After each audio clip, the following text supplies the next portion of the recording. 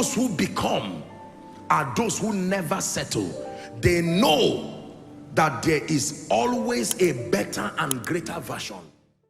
A random search for anything spiritual in an attempt to become a person of stature will lead you to all shades of superstition, divination, and a mix of spiritual things as we have now. So there is a random search for anything spiritual. Just because it is spiritual does not mean it is godly. Hallelujah. I hope you know that even Satan came from God. Not as Satan, but he still came from God. So when you say all who were created by God stand up, Satan will also stand up, but it does not make him a blessing. Listen carefully.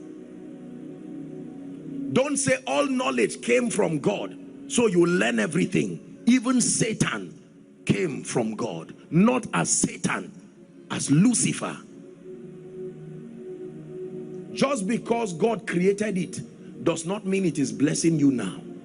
Satan, the arch enemy of God's program, was and still remains God's creation. There is a random search for revelation that is not profitable as far as the spiritual experience of the believer is concerned. And this is the missing link between us and the fathers and those who have gone ahead of us. Their pursuit, as they navigated the path of the Spirit, they were looking for specific things, not everything. Our spiritual experiences open us up to the realm of the Spirit, and we stand a risk to fall into deception and derision if we do not know and have an idea of the things that we are seeking. The Bible says when you start encountering lights, be careful, because there are false lights. It says, but that was the true light that lighted every man. Number one,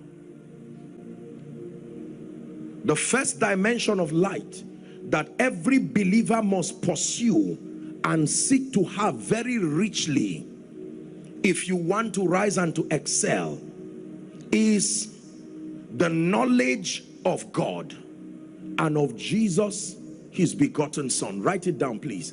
The first dimension of light that every believer must pursue if you want to rise and excel, to be a person of stature and to serve the purposes of the kingdom in a great measure, you must pursue this dimension of light, the knowledge of God the Father and of Jesus, his begotten Son. In Daniel chapter 11 and verse 32, the B part, the Bible says, but the people that do know their God, it says they shall be strong and they shall do exploits. Not the people who desire greatness. The exploits of the believer in this kingdom is connected to his knowing God. The word knowing there does not just mean awareness of his existence. It's a deeper level of relationship. You see, when you go to a herbalist, you don't need a relationship. You don't need to ask him his name. You don't need to say, who are you? Can I know you? Do you have a wife and children? No. All you need is to tell him what problem you have. I'm looking for a political position, and he will calculate from the Spirit all you need to bring. One goat, one cow, maybe one human being, something else, and add some money. Now, these guys ask for money now. And money does not go into the realm of the Spirit. Money doesn't have blood, but they still ask for it as honorarium, I'm sure. Hallelujah. Are we together? So they give you, you provide the requirement and leave. You don't even need to know his name. But you see, when you come to God, stretching your hand, he will shift your hand and come to your heart. He wants a relationship first before the issue of gifts come. Your excelling in this kingdom, even your conviction, is predicated upon the depth of your knowledge of God. John chapter 17 and verse 3, Jesus was praying and he said, this is eternal life, that they may know thee, the one true God, and Jesus whom thou hast sent.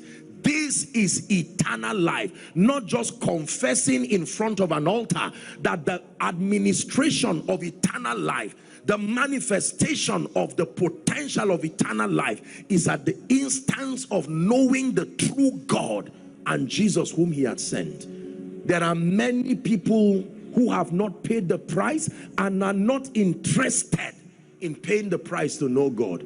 Let me submit to you, ladies and gentlemen, it truly takes time to know God. It takes time to know God. In fact, it takes forever to know God.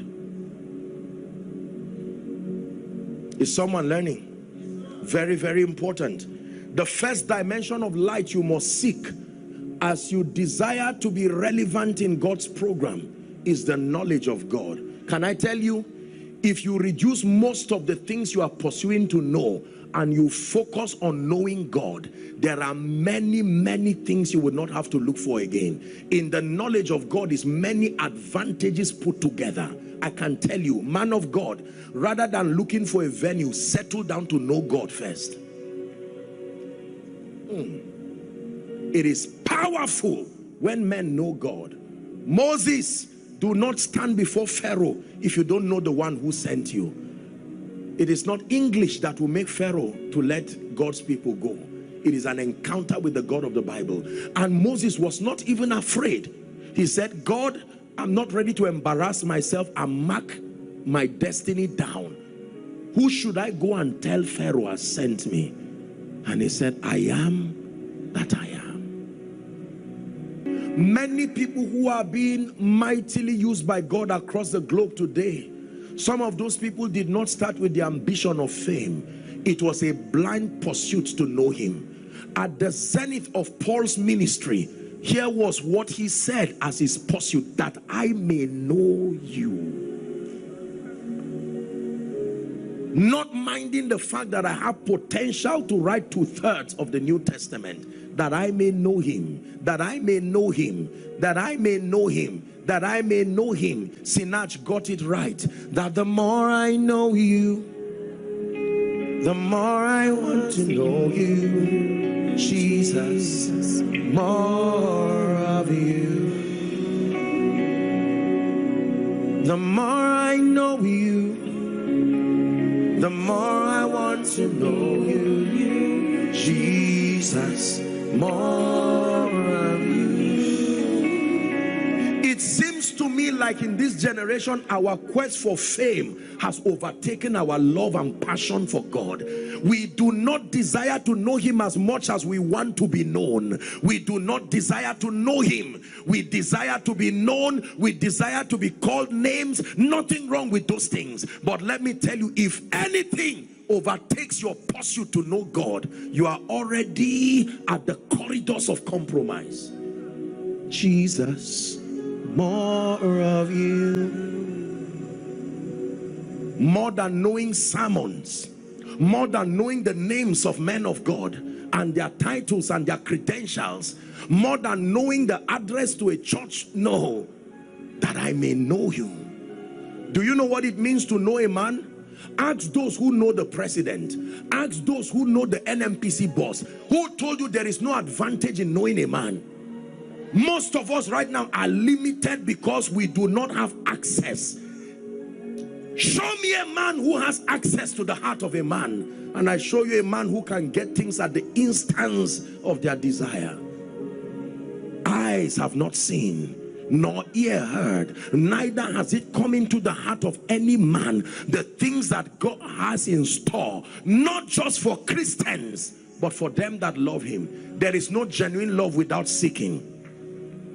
Gone are the days where people lock themselves for 3 days and their prayer is, Lord, I just want to know you. This time around is, Lord, I'm tired of shame. I'm tired of shame. And that is sincere.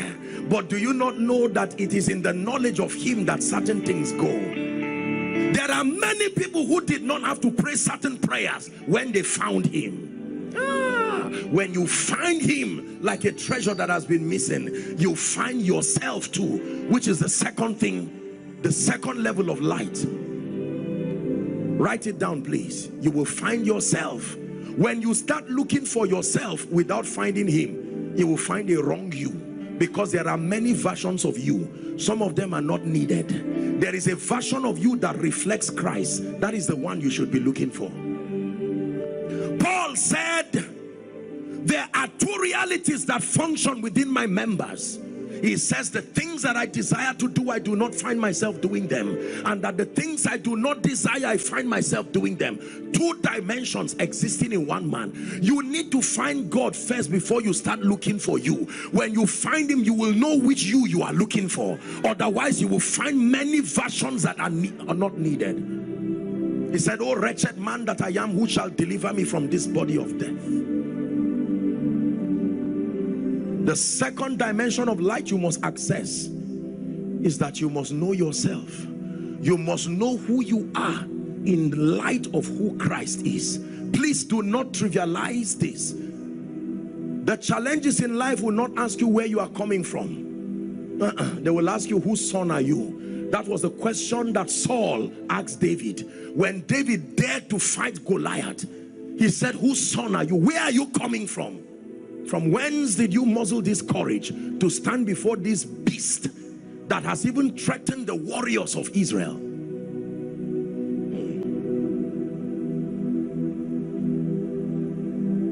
You must know who you are. Most people, you see, will tell you that they know who they are. It is not men who will ask you who you are. It's situations and circumstances that will ask you. They are the ones who are looking for that answer. The Bible says a man of honor. Please just spare me a few minutes and we're done. Wherever we stop, we'll continue tomorrow. Psalm 49 and verse 20, it says, man that is with honor and knoweth not is like a beast that perisheth. A man who has been exalted with the potential of honor and grace, but because he does not understand it, he will die like a beast in the field. For instance, the prodigal son. The prodigal son was born into royalty. Under the watch of his father, he would never know lack. But now this young man had reduced himself to a point where he was feeding with swine. It was a prophetic adumbration of the believer's tragedy. Born in royalty, born from royalty, but that your current state can be depletion to a point that you are feeding with the swine. And the prodigal son said to himself, how many hired servants has my father, and then I am here feeding with the swine?